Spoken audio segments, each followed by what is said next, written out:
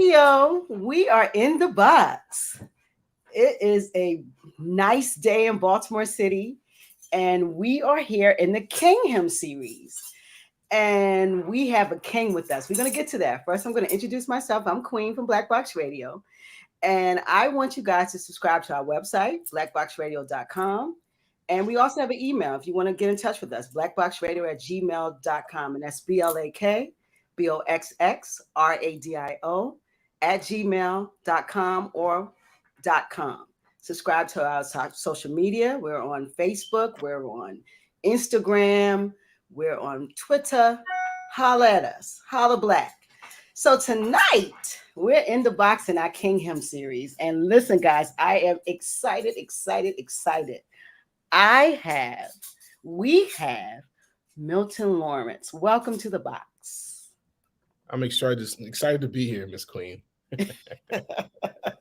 We're so happy to have your Baltimore native son. And it's just so good to have you. And I just learned you're in Baltimore. That's even better. You're in Charm City. Yes. Yeah, fortunately, but unfortunately. Fortunately, but unfortunately. So you're not supposed to be here. Am I right?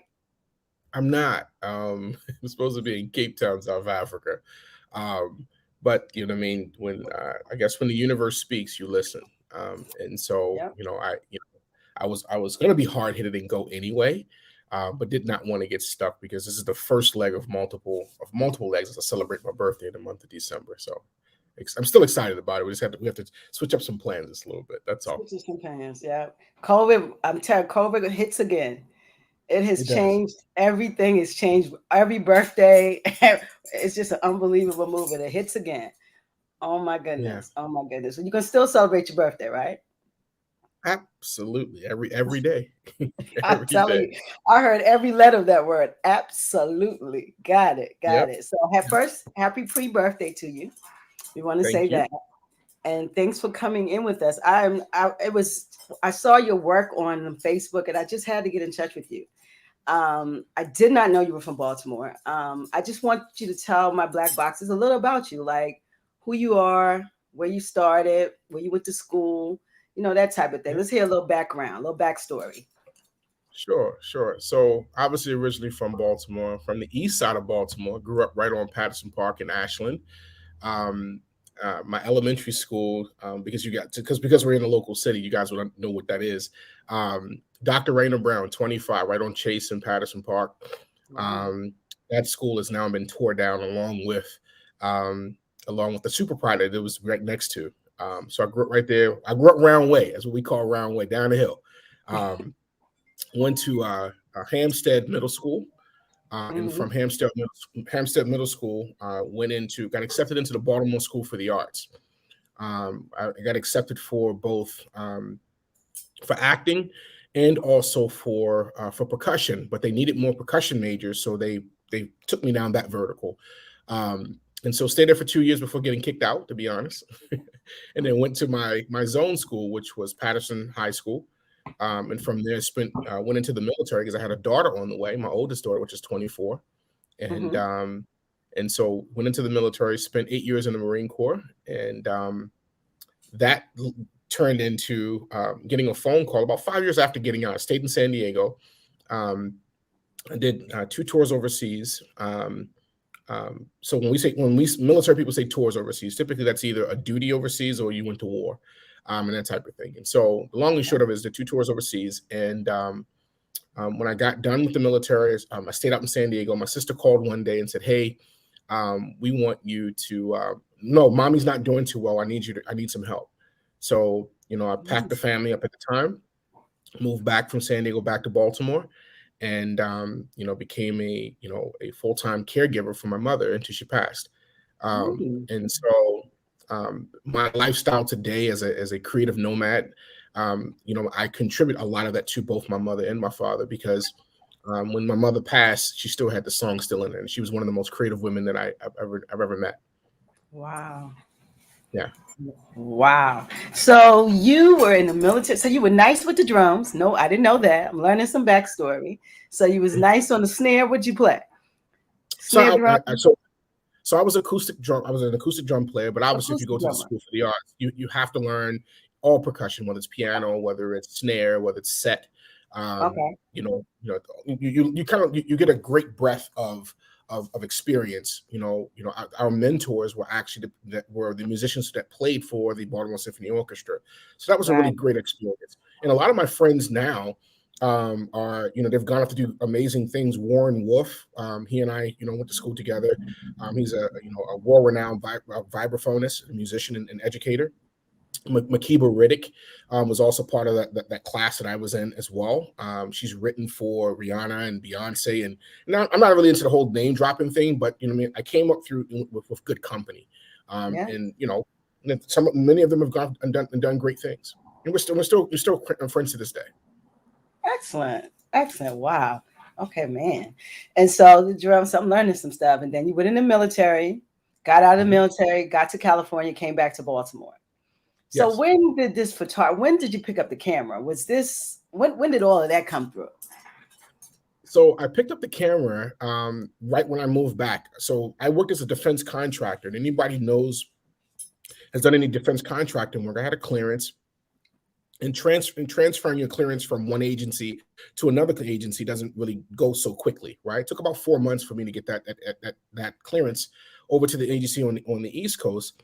And so all I had, I needed to wait to be able to make money. So during that time frame, I drove hacks. I put 3 or 4 hacks on. If anybody knows, back then we used to put hacks hacking. Listen, I do what I need to do. I love it. Yeah. So what this means? Listen, all that. Listen. Yeah, all that. Okay. Right. Yeah. So at one point I had 6 cars on the road, and that type of thing. And so you was a hack taxi. Wow. Listen, I had to get it. I want to get to that money. And so eventually I ended up, getting back on contract. But in that span of about 4 months, I decided to pick up a camera just to make some extra money. And in my mind, I figured I could just make an extra $5. The original name of my company was called Pick 5 Photography. And the 5 stood for me, my ex-wife at the time, and 3 children. And so if I figured if I could make $5 a photo, at this time, this is 2008 going into 2009. And so this is around the time with now smartphones, people are now taking pictures with their smartphones. It's not the quality that it is today, but back then Kim Kardashian really kind of coined the whole selfie thing. And so now people were in a position where they, do I take a picture, with the picture man, or do I take a picture with my smartphone? And so, yeah, so that's essentially how I started in the nightclub. So I'm not formally educated at all. I went and I learned. And you started with the background, bro. You started with the background in the nightclub. I did. Wow. Yeah. Oh, yeah. Okay. Yeah. Man. So from Milton's to Select Lounge to all of that. Wow, you toured. I love this. Okay. Yeah. And so you picked up the camera. Did you fall in love with it immediately, or because it's still in your hands? No. So I have to be honest with you, Queen. No, I didn't fall in love with it. It was, for me, it was about money. I didn't really, it was, I didn't get my, quote unquote, I get my ass handed to me till about a year and a half later.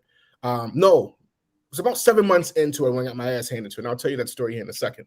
But no, I didn't fall in love with it immediately. It was about paying that rent and paying that mortgage bill.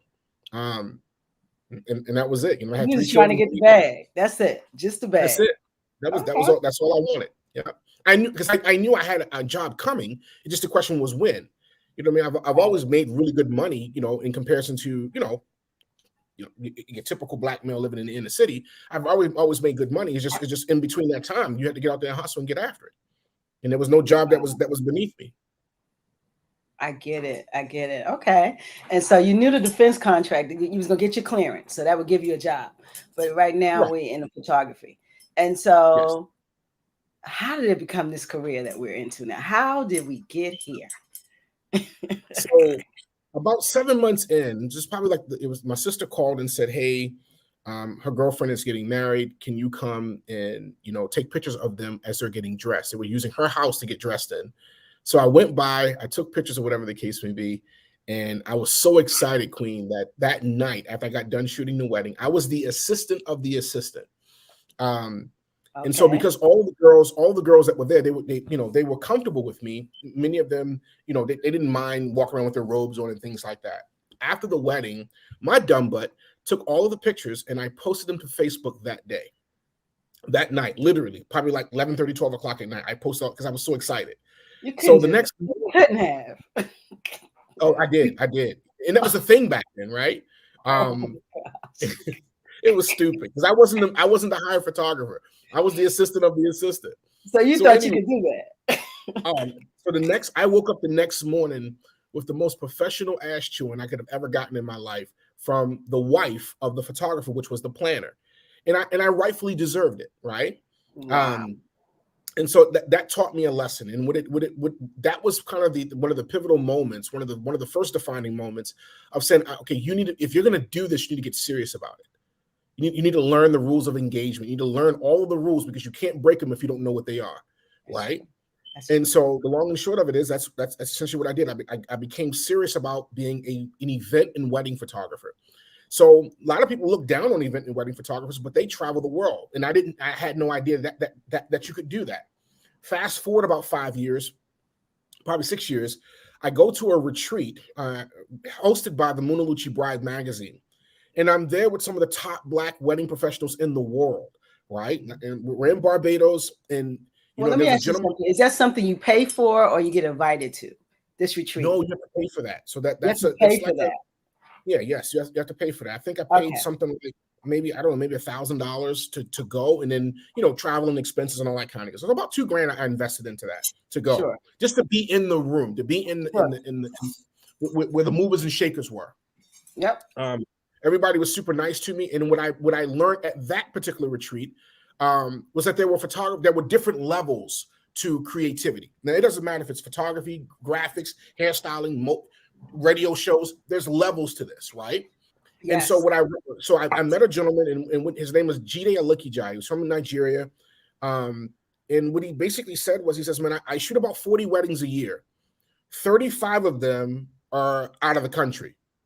Wow. Huh. Okay. Wait a minute. He shoots 40, and 35 take him around the world, out of the country. Yes. That camera was taking that man all over the world. Getting paid to travel. Wow. Yes.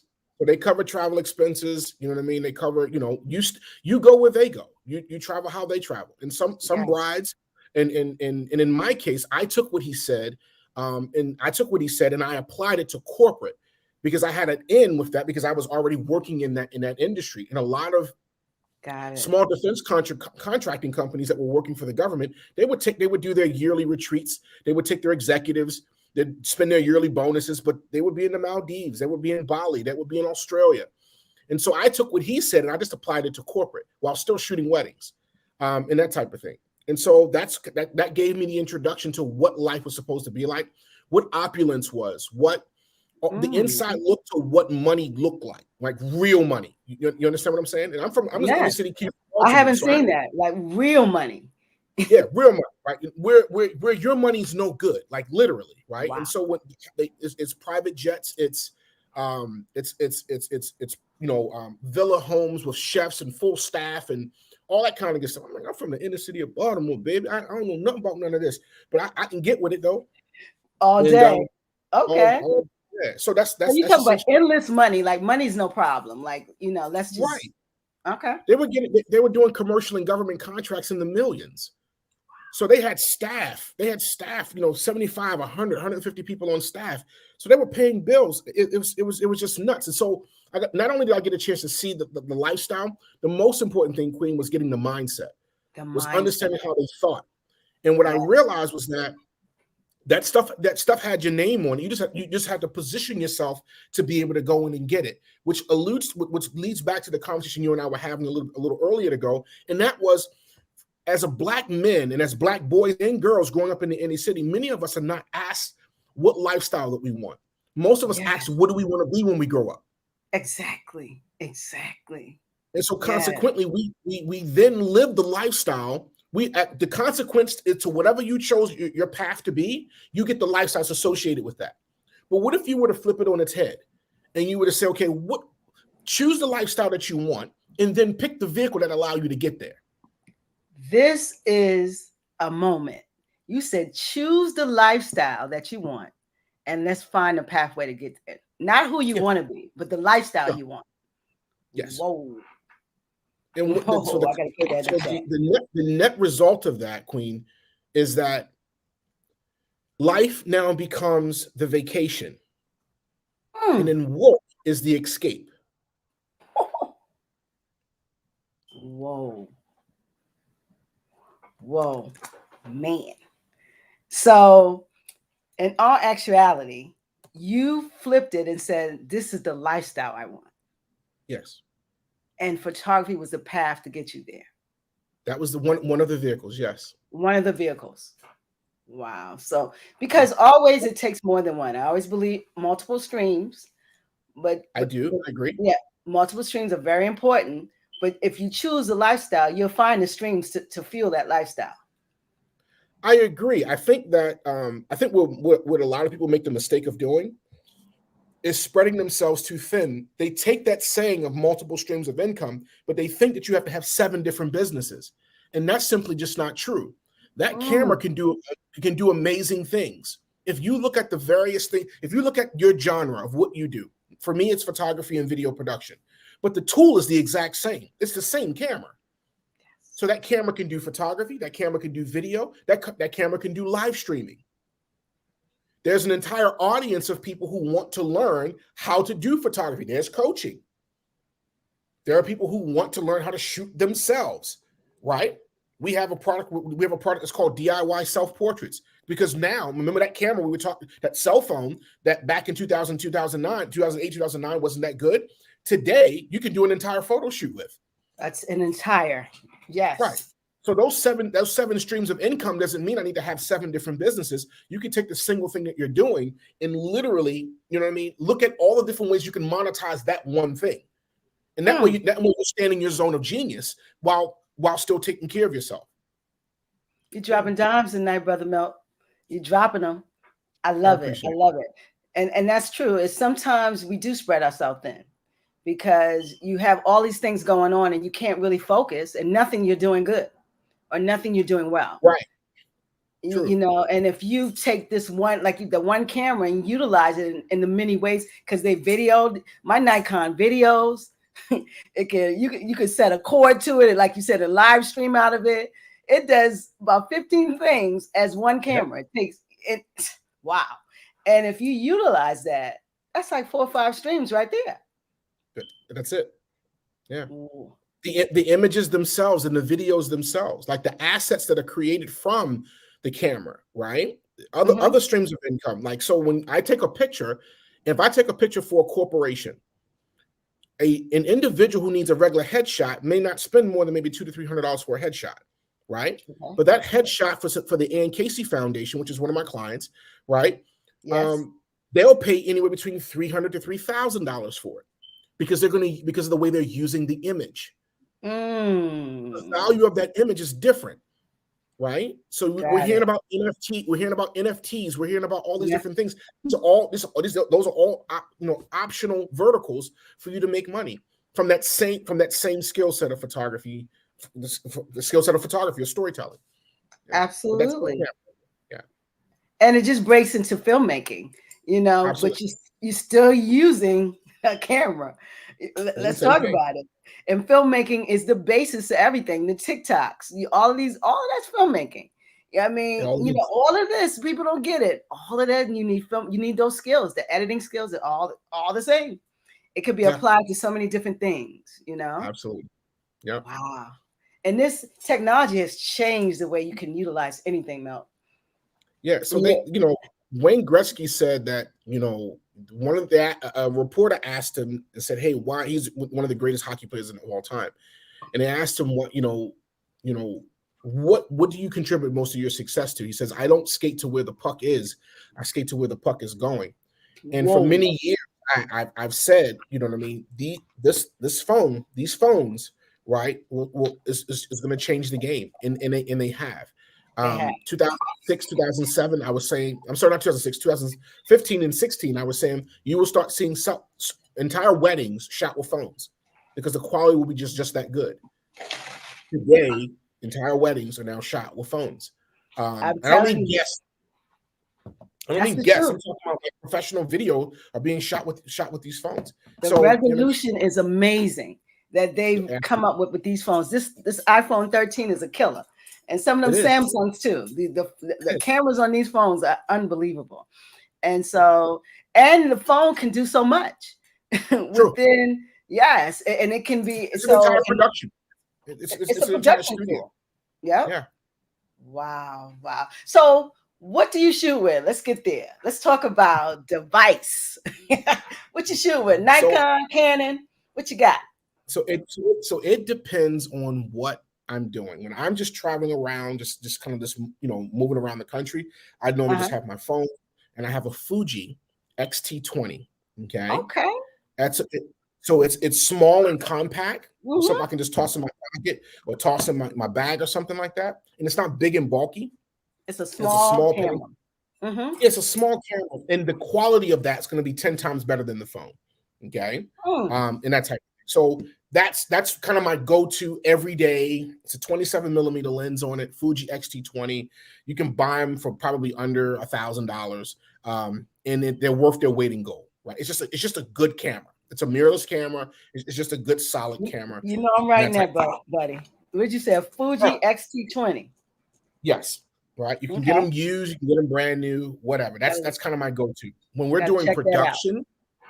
When we're doing production, we're doing like branding type pictures and things like that. We break out the Sony A9 too. So you use Sony too. I hear this. Okay. Yeah, the Sony A9 too. It's a pro level camera, full frame sensor. Go-to lens is typically an 85mm or 105. Those are just just simple things. But honestly, I have to be honest with you, Queen. I don't really get caught up in the gear. Because the skill set is what really, really makes the difference. It doesn't matter what camera you're using, right? Put a camera in my hand. Yep. Yeah, it doesn't really. People get caught up because one of the most disrespectful questions you can ask a photographer is, what kind of camera is that?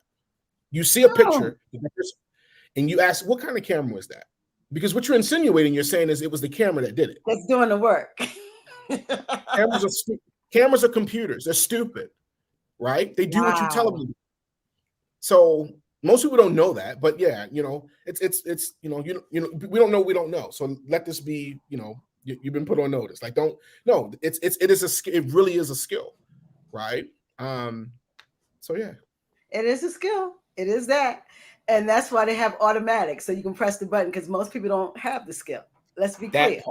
So it does when you manual and you go get the picture, that's skill.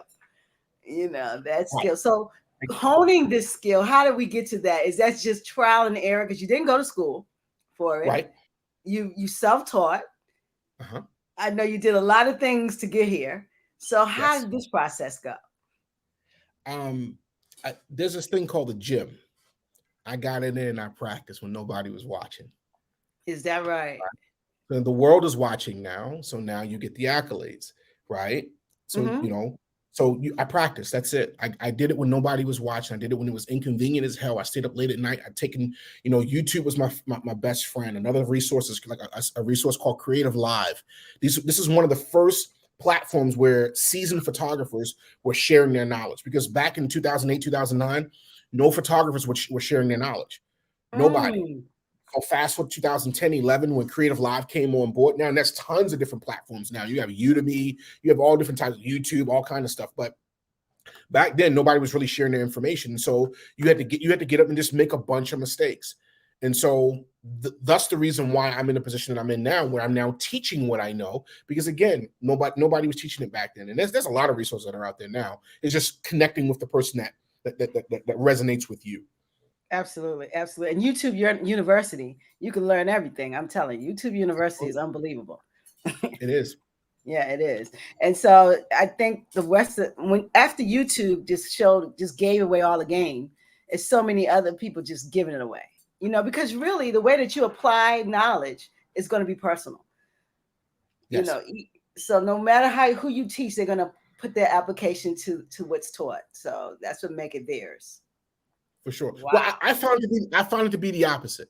Okay. I think there's an abundance of information that's out there, and most people don't take action. It's actually the opposite, in my opinion. So you're I saying, have. Go ahead. You're saying an abundance of information is present, but it's not being accessed. Right. So it's not being put into. It's not being executed. So there's no lack of information. You can learn anything you want. You can learn about being a medical doctor on YouTube online. You really can. You really can. And know as much. Now, here's the thing. What makes the difference is the practical application of that information. Knowledge is not power. Applied knowledge is power. Whoa. Whoa. It would be no good if you just know a bunch of stuff, right? Right. You have to put it into use. And then I think, not only that, but I think you have to serve people with it. Right. So if it's just serving you and you only benefactor from that information, then you're just selfish, in my opinion. Yeah. Wow. I've never heard that. Now, because everyone said knowledge is power, but you said applied knowledge is actually power. Oh, all these dimes. I think a dime gonna drop off your head in a minute. You dropping dimes everywhere out here, bro. Okay. I love that.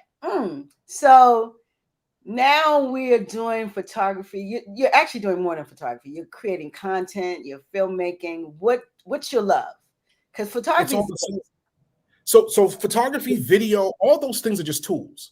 Those tools. My love is story. Right. That's the real thing. I love a great story. I feel like you remember back in the early 90s to 2000s, you had Martin and you had the Cosby's, you had all these different shows. And those shows made you feel something.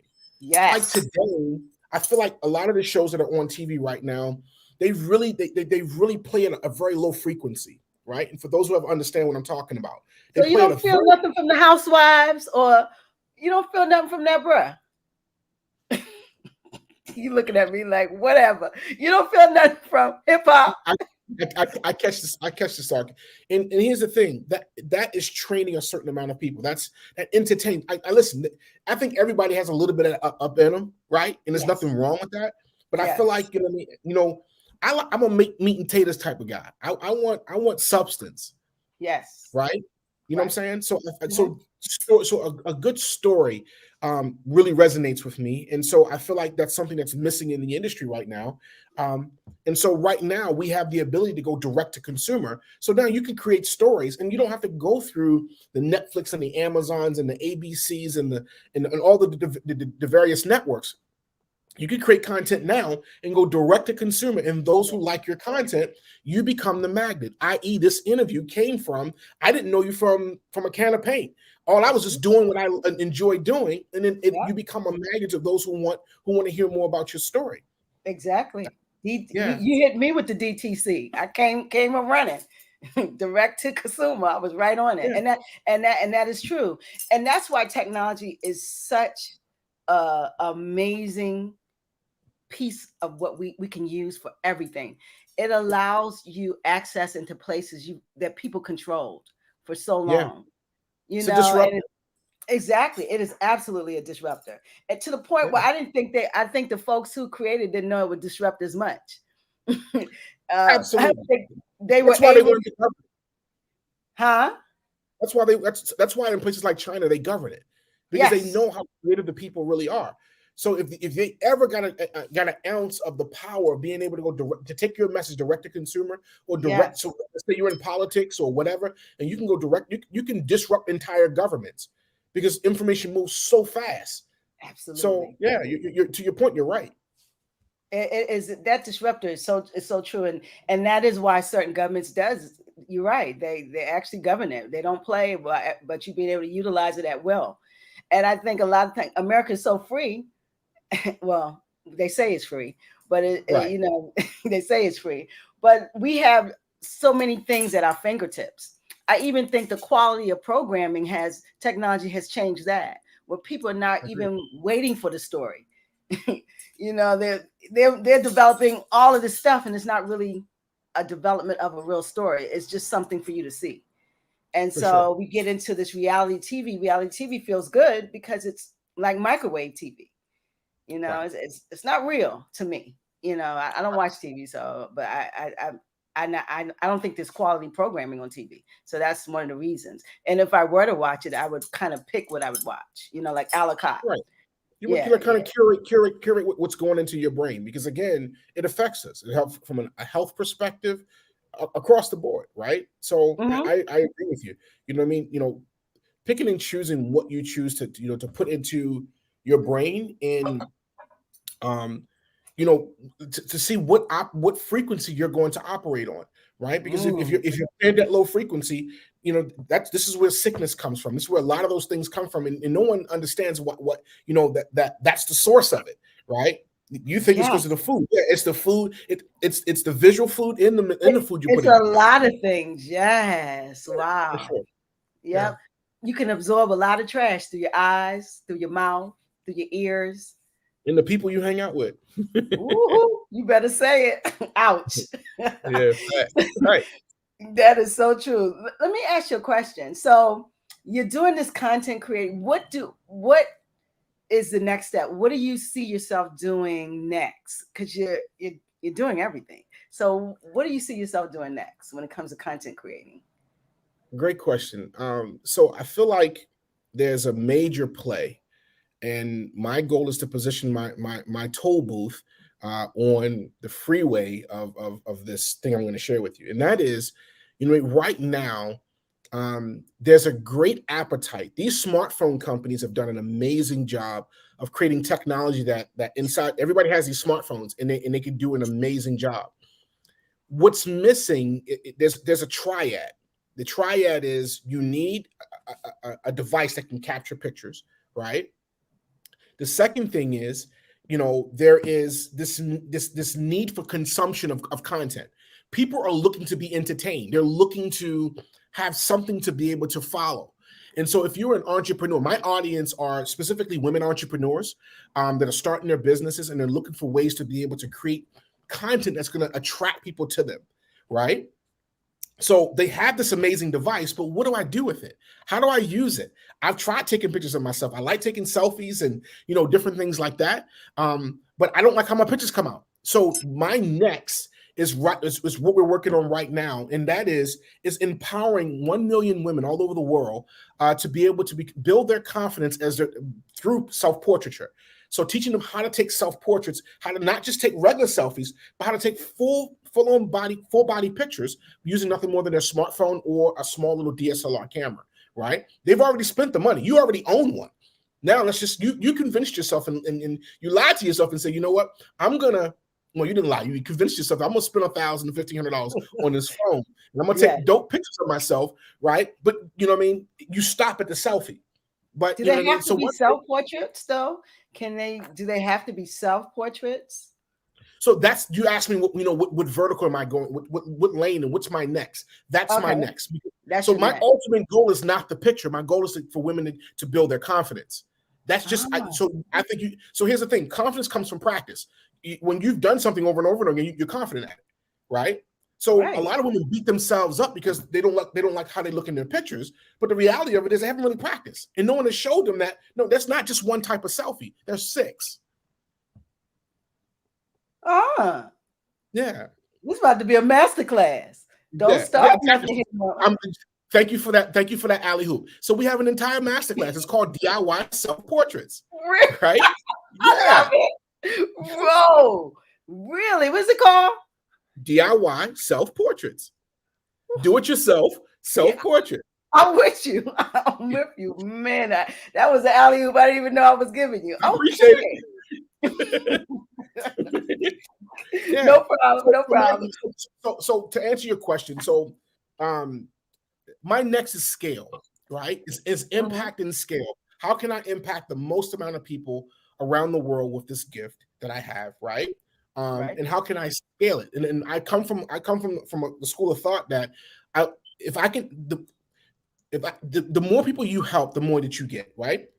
Your life will be in a blessing in direct proportion to how many people you help. So my goal is to be able to take what I know, simplify. That's kind of my secret sauce is being able to take things that are somewhat complicated and making them Simple, so that everybody can understand it. We hosted a masterclass. We had about 60 women to show up. It was virtual about 3 weeks ago, and it was mind-boggling. Everybody was just kind of sending me all kind of like, testimonials and things like that. We're going to do another one, right? You can buy the recording if you want to, and that type of thing. But that's essentially it. So virtual take everything you just talked about, technology, cameras, timing, all that kind of good stuff. Right now is the perfect time, because right now the fastest growing segment in the world in business is Black women. Black women. Absolutely. Right. So they're in business, but now you run into the problem is, now do I hide behind my product or service, or do I come up alongside the business so they can bridge the gap between the thing that you're creating and the person that's creating it? So this is just a tool that they can be able to use to be able to help them to get out to start practicing when no one's watching. So they got that big mirror inside their bedroom or inside the other bathroom. They can practice their self-portraits right there. And then when they're ready to come out in front of, they can. And so, yeah, that's my next. My next is honestly, when it's all said and done, is to be able to teach and empower 1 million women all over the world on how to take self-portraits of themselves so they can build their confidence. All right, Milton. I think we got something to talk about. I think we got something to talk. And I like that, because a lot of times the brand, I stay away from the brand. I let the brand do its thing. But you're saying come from behind the brand and be on the side of it. Yeah, your brand will leap will leap tenfold the second you come up alongside it. Okay, this is not a masterclass for Queen. Because I didn't mean to step on nobody's toes. I'm just, I love this because I would ask you questions after question. I'm trying to inform the BLaKBoxxers, but I love this, man. Yeah. After 2,000 plus photo shoots, you know what I mean? Physically getting behind the camera and doing these photo shoots, you start seeing the same thing over and over and over again. These women y'all are winning at a very fast pace, and many women are outpacing men when it comes to money, right? It just is what it is. That's a whole nother conversation, right? That's a whole nother. Yeah, that's a whole nother conversation. Yeah. She makes more money than him, and this, that, and the third. But now she has this business, and it's like the business is doing well. But you know what I mean? Everybody's asking her, hey, come on to the BLaKBoxx show, come on to CNN, come on to all these different podcasts or whatever. And they say, send me your electronic press kit. I ain't got no pictures. So now I got to try to find a photographer. He's gonna charge you $1,000 to do the photo shoot because you need to do it at the last minute. When the reality of it is, you got this amazing thing right here. You can just do it yourself. And then you're prepared. Yeah, Oh, you're taking me to a whole new space. I love it. Yeah, they ask for the press kit and you sit back like, press kit. Yeah. What's that? Yeah, right. You're searching now. Like, I need to get that together. Wow. But you're going to teach a way that you can do that yourself. Yes. Huh. And there are people that they're in a space where they don't want to do it themselves. They want to hire a photographer. Inside of that training, we have a module where I actually teach how to properly vet and hire a photographer. So I'm giving you the goods.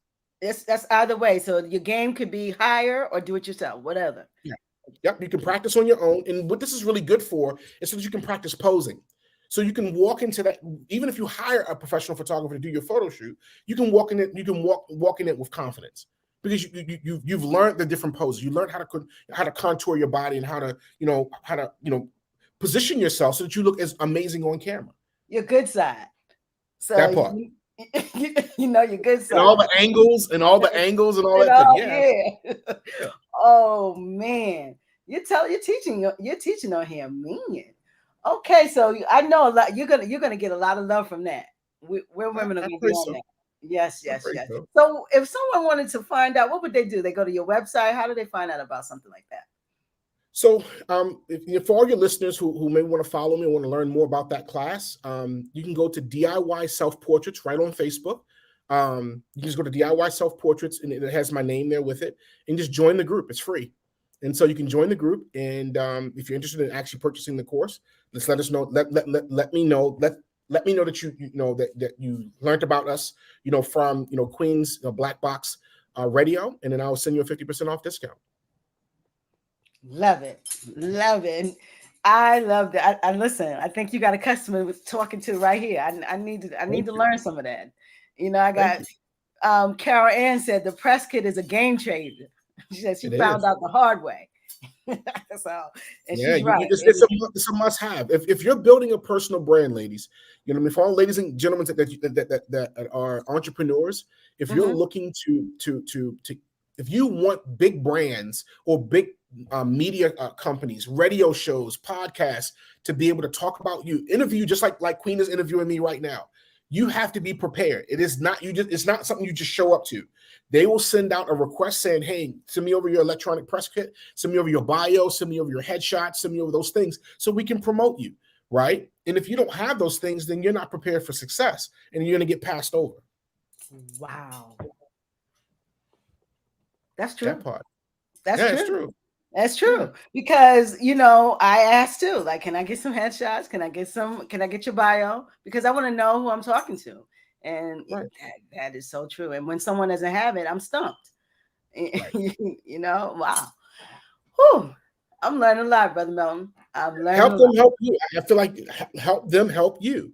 Exactly. You know, these brands, they reached out, they wanted to interview you. So give them something so they can put you out to the audience. They can't do that stuff at the last minute. They need to know who's going to be coming onto the show, and that type of thing. And you want to represent yourself in a professional way, right? Absolutely. That stuff never gets old. So it goes. Okay, and so that's the next movement for you, and it's very scalable. Which yes, very much so. Yeah, it's something that doesn't require me to physically be there. Wow. Yeah. So are you going to continue to be this creative nomad? Is that something that you're not going to give up, or are you going to stay in one place? I don't think I'll ever like stop being a nomad in some way, shape, or form. Right. Okay. So I feel like, again, going back to the original conversation when we were talking about, you know, choosing your lifestyle. So yes. For me, and just doing the small things, figuring out the things that you like and you don't like. Right. You know, I'm 42. I'll be 43 in a couple of days. Right. And I don't like the cold. Right. If it's cold, I want to choose when it's cold. Right. So it's cold right now. I want to go somewhere where it's warm. So 3 to 4 months out of the year, I got to be somewhere where it's primarily warm. I own a home in Trinidad, so I can, you know, go there if I want to. But right now the country's closed unless you're fully vaccinated and all that kind of good stuff. And so I have a whole, you know, thing on that. But my point is, I'm primarily going to be somewhere where it's warm. Got it. And so half the year I'll be somewhere where it's warm, and then the other half of the year we'll kind of pick and choose based on, you know, what's going on, right? What projects I'm working on, who I'm serving, and, you know, that type of thing. But most likely you'll find me by somebody's beach, for sure. So you're choosing everything you want to do. In other words, so you choose your time. Lifestyle design. Has there been a place you want to go or have not been? The world is big, right? There's places here in the United States that I want to go, right? I haven't been to Seattle. I want to go to Seattle. I want to go all throughout like Utah and stuff like that, because there's places that in the United States that will absolutely blow your mind, right? Well, you want to go to Utah, Mormon country? Yeah, okay. I ain't worrying about no Mormons. You know what I mean? That's God's country. That, you know what I mean? All the mountains and, you know, all the sand dunes and all that kind of good stuff. I love that type of stuff, right? I haven't been skiing. I mean, there's things I haven't done yet. I still want to do, right? So I don't believe in bucket lists. I figure you just live. Yeah. Okay. Wow. Don't believe in. So you don't have a bucket list. You just go do it. I don't believe in bucket lists. So there's two things I don't believe in, right? Personally, I don't believe in bucket lists and I don't believe in dreaming. Because if you're dreaming, that means you sleep. Whoa. Say it again. Say it again. I don't believe in bucket lists and I don't believe in dreaming. I used to when I didn't know any better. I'm not sleep and I'm not going to sleep. I'm going to go sleep when I need to go sleep. What I'm saying, but I'm not. I don't need to go to sleep to dream. I want to live. You said if you're dreaming, you're sleeping. Is that what you said? Mm-hmm. Oh, I love that. Okay, so no dreaming, no bucket list. You just go and live life. Just go live. Just go live. It's mind-boggling. It really is. Some people will think you're crazy, but it's okay. That's why I just mind my business and I just go live. You'll see the fruits of the labor, But I don't, you know what I mean? I don't try to take my mindset and put it on anybody. That you live your life. I've read enough books. I've you know, I'm still reading. I'm still always learning. I'm, you know, that type of thing. The world is the best university in the world. So I feel like, you know what I mean? At the end of the day, you know what I mean? You can never stop learning. You can never stop, you know, figuring out self-mastery and that type of thing. So yeah, just some things I just don't believe. I used to believe. I don't. As I've learned, as you get older, you gain more wisdom. You start realizing that some of those things, some of those beliefs that were handed off to us, is what's keeping us stuck. So you can work your ass off, running off, trying to do a bunch of different things, and you're like a hamster in a hamster wheel, right? Right. So as long as you continue to do that, then you're going to find yourself frustrated. One of the things, you want something practical, as an example, when my wife and I decided to go our separate ways, one of the first things I want to do was get debt free. Don't owe nobody nothing. Owe no man nothing. Do you understand what your life is like when you can actualize your entire check? You work a 9-to-5 job and you make, let's say, $5,000 a month, right after taxes. Let's just say you make $2,500 every 2 weeks. Imagine if you could actualize all $5,000, and you didn't have to go pay somebody's bills. Imagine that. Imagine what that. Yeah. That would change the game. It would. You know how much freedom you would have? What would you do differently? How would you live differently? The world would be my universe. Wow. So you said the first thing you did was to get debt free. Get all the debt. That was step one. Get out of debt. Get good. GOOD. Get out of debt. So I say I'm good. I'm good. I'm out of debt. I don't owe nobody nothing. Yeah. Man, great advice. Great advice. So, in all of your travels, what has been the prettiest place you've been to shoot? So remove the word shoot, and just the prettiest place I've ever been to me is Cape Town. Yeah, Cape Town, South Africa. Really? Yes. I will live there. I will have a home in Cape Town, South Africa. Period. Case closed. Yeah. Matter of fact, full transparency, that's what I was actually going to go. I was actually going there for 3 weeks so I can look for land. Love Cape Town. Listen, it's a whole vibe.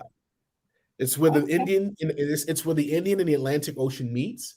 You can literally see where the rough side of the water and like the just kind of like sandy kind of water meets at the same place. If penguins running around, like summer penguins running around, it is absolutely breathtaking. Wow. Yeah. Got to visit there one day. Have you been to Madagascar? I have not been to Madagascar. Not yet. I would love to go. I want to go there also. Amazing. Amazing. Okay, man. This has been, you have given me so much to think about. So as a father. Yes. And you have 3, you're a girl dad too. I am 3 of them. 3, yeah. So what would you tell your daughters, as in their life? What are you saying to them? Because you're living your life. So I think the best thing that we can do for our children, because we make the children, we don't make their minds, right? Something my father used to always tell me. We do the best we can to raise them as parents, but ultimately they make the final decision on what they're going to do. So I also have a grandson, right? And he's 3 years old. Oh wow. Yeah. So I think living the example, and my girls at ages now where I'm now playing more of a coaching role than dad, right? The protector and the overseer, right? It's more of a conversation along the lines of when you get stuck, how here's a different way of looking at it, right? I'm not telling you what to do, but here's a different way of looking at it, right? And that type of thing. With regards to just kind of living, my oldest, she's just like me, right? She's a Capricorn. Her birthday's 3 days before mine, so she thinks very much like me. She's not a big. She doesn't like rules, right? And she just lives her best life the way she chooses to live her life. The 20-year-old, she wants to get. She's a creative, and that type of thing. And so you know, they're off living their lives. The 14-year-old, she's in middle school. She's into a lot of different activities and sports. And in between mom and I, we really just co-parent really well. So, you know what I mean? I think the best thing that we can do is not necessarily put our lives on hold. I think a lot of times, you know, a lot of parents will say my children come first. I disagree with that. Right? I disagree with that. I come first. Right? Let me falter and see what happens to those children. Wow. Right? So, you know what I mean? I think we need to take our health first. We need to take our happiness. All those things come first. Now, it doesn't mean that you do not take care of your children, right? Right. They're extremely important. But the best thing you can do for them is to show them, for you to go chase your dreams, if you have dreams or goals or whatever, it's for you to go do those things, whether you succeed at them or not, right? Whether you succeed at them or not. And so, and then they're going to make decisions what's best for them. And you just be there to guide them along the way. Right? Continue to pray with them and just be there with them when they need you, right? You know, and that type of thing. So that's my thought when it comes to like rearing children, especially at that wide gap of going from 24 to 14. You know what I mean? That type of thing. Yeah, it's a 10-year gap. Yeah. Wow, man. So you said you make them, but you make the children, but you don't make their minds. No, you don't. They're gonna do. You got children? No, I don't. You don't. Okay. Ask any of your friends to have their children. They're gonna do what they want to do. I don't care what you say. They're gonna. I was a child. I was a child. I did what you wanted to do, didn't you? Yeah. Yes.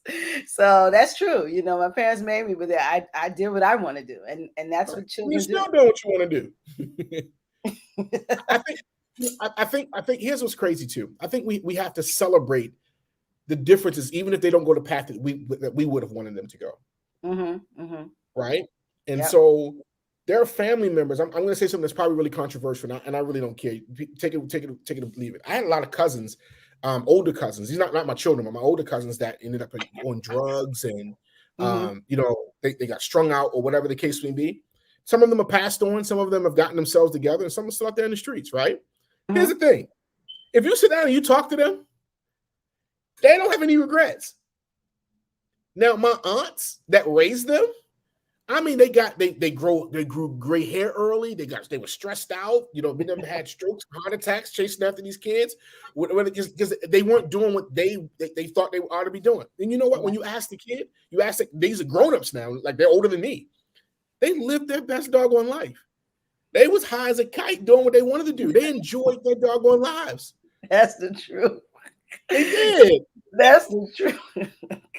You might didn't like it, but they loved it. They enjoyed themselves. Yeah. Wow. That is so true. That is so true. So you have to step out the way and just allow them to live. Just love on them. That's it. Live and love. Just love on them. Yeah, that's it. So will you be in Baltimore for a while? We love that you're here back home. No. It's not from now until the middle of next month. No. So once I figure out what my next stop is, and right now what's holding it up is obviously this variant. They're putting in new rules in countries that did not have a you know, protocols and things like that was stringent. They're tightening up, right? And so we're, you know, maybe there was no quarantine. Now there's a 5-day quarantine, right, for you to go to that particular place. And in my case, if I'm only going there for 10 days, I'm not going to quarantine for 5. That doesn't make sense, right? I'm not sure I'll just stay right where I'm at, and that type of thing. So I'm just looking at just various countries to pop into. Like Mexico is still wide open. Ecuador, different locations, you know, within Central America are still wide open. I just haven't quite figured out where I wanted to go. I'm kind of bummed because again, I've planned this 6-week trip for a long time. But we're gonna figure it out. I'll end up somewhere. I'll be on somebody's plane somewhere. It'll be okay. Wow. Okay. And you you have to love to fly because you move around a lot. So flying is no problem with you. It's a vehicle. That's all. It's a vehicle. I to be honest, I actually hate flying. Right? It's actually boring when you stop and think about it. Right? Go, you know. Yeah, but sitting still for a long period of time, no, that's boring to me. You know what I mean? That's too much to see. There's too much to do. There's too many experiences that are out there that has my name on it. I gotta go try it. Yeah. So you sound like a guy that go after everything. You wanna try it all. I do. I want to try different things. I want to, because you know, people. So when my mother passed away, which was the straw that broke the camel's back for me to become a nomad, right? She died with the song still. She was 63, 64 years old, and when she passed away, she died on her birthday. She still had the song still. And it was just like, I feel like I got about 40 more good summers up in me, right? I'm going to be around about 80, 88, somewhere, something like that, right? So I feel like, you know what I mean? You might as well enjoy life. You only get one chance to go around this thing. That's true. That's true. So you must, and I think so many people care about what other people think, right? Being judged or somebody like, whatever, not approving of what you're going to do. The second you get that out of your mind, you know what I mean? It's a game changer. I think a lot of us live in the prism of what other people think or what we expect someone to do. I think we live in that, and our whole existence is what mom might think or what my child might think. It's not what you're thinking or what you really want to do. And I think you have to have some type of limitations. I mean, just being human, but you still have to live your life to the fullest. And it's dictated a lot by other people's thoughts of what you should do. For sure. Yeah, I think that's it. I tell my mom sometimes, I'm like, listen, you've lived. Right. Allow me to, allow me to. Live your version. It's my time. Yep. My version of what it looks like for me, even if you don't approve it. And I still love you. Still love you, but it's all good. It is all good. So, man, so we can't ever get you to live here again in Baltimore City. I'm not saying that. No. Home is home. No. Oh, you're not saying that. Okay. So you will come back. Home is home. No. Baltimore is one of the most precious. This is home. This is where where you learn to fight, where you learn how to make peanut butter and jelly sandwiches, beat on buckets, all the things. Eat chicken boxes in half and halves. That you ain't gonna listen. That's the foundation right there. You ain't lying. Half and half and chicken box don't go nowhere. Yeah, all that, right? All the things. Northeast Market, Lexington Market, all that. I ain't gonna never. Nah, that's at the core of who I am, right? It's an option. So here's the thing: the United States is an option now. Before it wasn't an option. When you didn't know any better, the United States is now an option. We used to leave the United States to go vacation, but when life is the vacation, then Baltimore now becomes an option. That's all. Wow. Plus, my two oldest children are here, so I'll always come back here. And family are here, sisters and nieces and nephews and things like that. So I'll always come back, right? But there'll be probably longer and longer stints away, because there's just so much. There's so much to be learned, right? And as my grandson gets older, I'm gonna take him with me too, right? And show him what's possible. Yeah, exposure is a great teacher. It is it's a teacher that sometimes we don't actually use, but it's a great teacher. It's being exposed. A lot of these young people I see in Baltimore, if they could leave Baltimore, imagine where their mind would be. They haven't seen Baltimore. That's the problem. They haven't even seen Baltimore. You're so right. They haven't seen right. In order for you to really see Baltimore, you have to leave. And once you really, I don't mean East Side versus West Side versus South Baltimore, whatever the case may be. I'm talking about you have to literally leave the city to be able to look. It's almost like having a snow globe, looking back into the snow globe and think, oh, okay. You'll appreciate two things. You'll appreciate it more, and you'll start to see more of the opportunities that are actually here. There's a lot. It's a crab city, but that's everywhere you go. And I got one better for you. Jay-Z said it best, like, crabs pull each other down, but they were never supposed to be in the bucket in the first place. Someone created the barrel. That's not their natural habitat. I tell people all the time, someone created that. And neither is the ghetto for us. Yep. It's not your natural habitat. That's the truth. Right. So get out of there. Live, explore, learn, and it'll change your life, right? I feel like I get to live 3 to 4 lives all at one time. I get to live my life. I get to live the life through the experiences that when I go into other people's cultures, I get to live that experience, right? When I photograph people, when I video them, I tell their stories. I'm actually having to live their life. So, world in a picture. So from BMore to the world, that's where you are. Well, listen, it's been a pleasure talking to you. You dropped so many dimes tonight.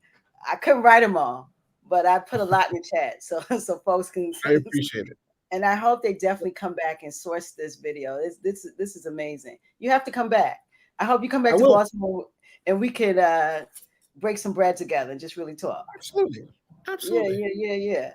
And I'm definitely going to talk about that self-portrait. You're going to have me in the mirror tonight with my iPhone. Yeah. I'm going to be trying to get some portraits out, bro.